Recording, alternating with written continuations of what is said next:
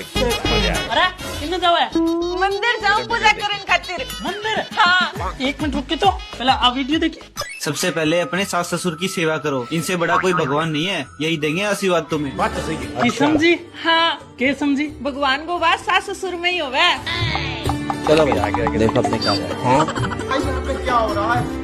मीनड़ी ओ की कर लाग रही है। मम्मी जी थारी पूजा करूं।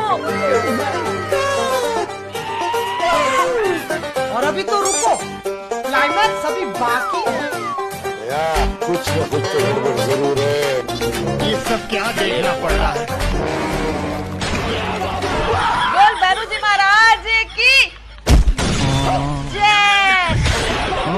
अरे वो क्या कर दियो था मम्मी जी की पूजा। मम्मी मम्मी मम्मी मोट ने मेरी माँ ने मार दी। मम्मी मम्मी उठ जा मम्मी।